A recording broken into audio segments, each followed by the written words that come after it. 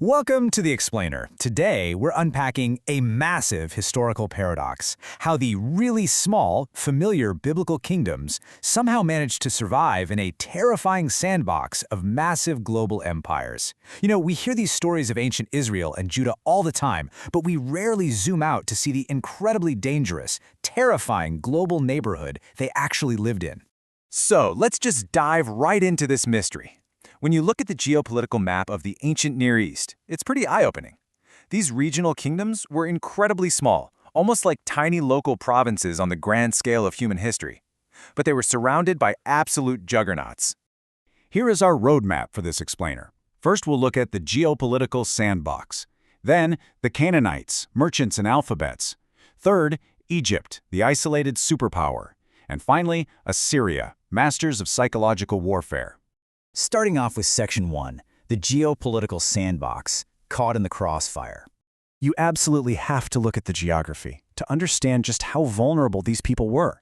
It's a classic David versus Goliath setup. On one side, you've got the mighty Nile River spawning the Egyptian Empire.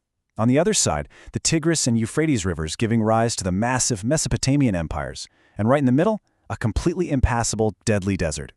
That meant that all travel, all commerce, and worst of all invading armies had to squeeze right through the narrow coastal sliver of land where these small kingdoms lived. They were literally caught in the crossfire of the entire ancient world.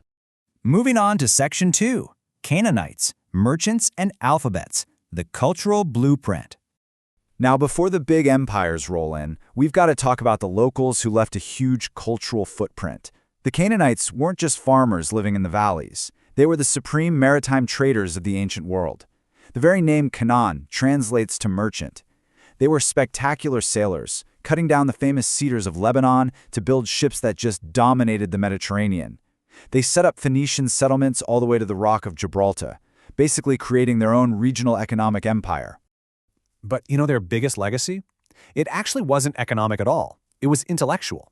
Get this. In the late 1920s, a Syrian farmer was just casually plowing his field and accidentally discovered the ancient city of Ugarit. Archaeologists rushed in and uncovered clay tablets that completely rewrote our understanding of ancient communication. When scholars first laid eyes on these, they were totally stumped. It looked kind of like cuneiform, but it definitely wasn't the standard script used by Babylon or Assyria.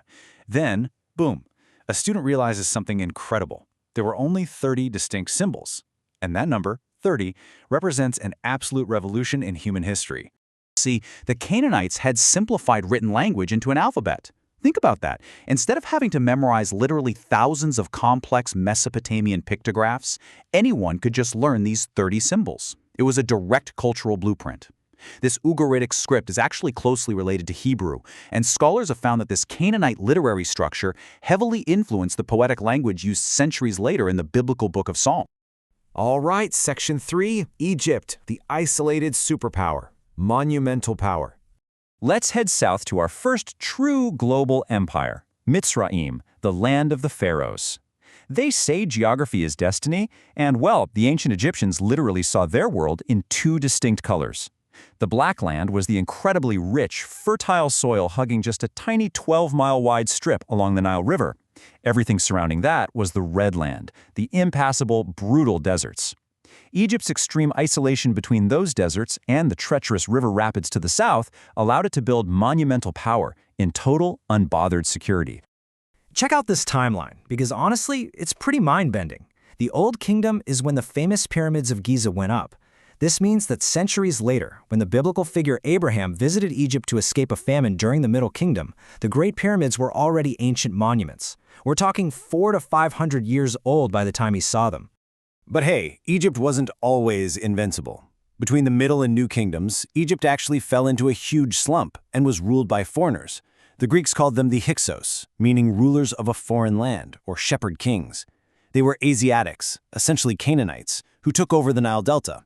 And this is vital context, because it explains the exact geopolitical climate that likely allowed a foreigner, an Asiatic like the biblical Joseph, to rapidly rise through the ranks and become vizier of Egypt.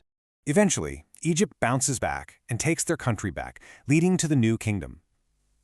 This is their absolute height of power, the era of the Exodus.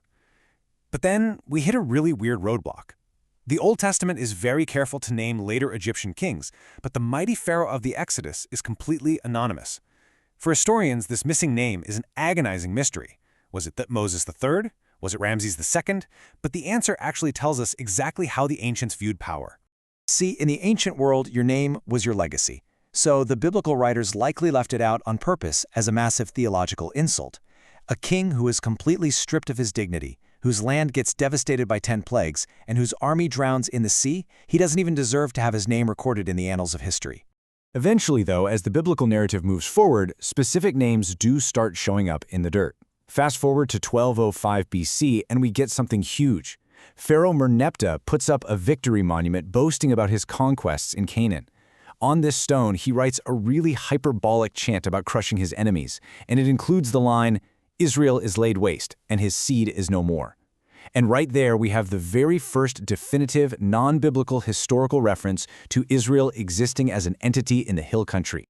Which brings us to Section 4, Assyria, Masters of Psychological Warfare, the first terror state. Now we're looking east, moving into the later centuries of the biblical period, to a brutal empire that genuinely makes the immense power of Egypt look kind of peaceful. I mean, look at this Assyrian playbook for total domination. It was meticulously designed to rip people away from their homelands. When a region rebelled, they wouldn't just defeat an army. They would deport almost the entire population to the other side of the empire and then import totally different people to take their place. The goal? Completely erase their national, cultural, and religious identities within a single generation. What's really chilling here is that the Assyrians essentially invented the concept of the modern terror state. They were absolute masters of getting inside your head. They would widely publicize their own atrocities, horrific public executions, tortures, all so that neighboring kingdoms would just surrender out of pure paralyzing dread before the army even knocked on their door. The archaeological records depict cruelty that is just chillingly identical to the tactics used by modern extremist groups. You have to see this scene to understand their mindset. It's a palace relief, and you've got King Ashurbanipal and his queen, right? Just relaxing in a gorgeous garden, drinking wine from fine cups. It looks like a picture of highly sophisticated culture. But look closely at the left. Hanging from the branch of a lush tree is the severed head of a defeated Arab chieftain.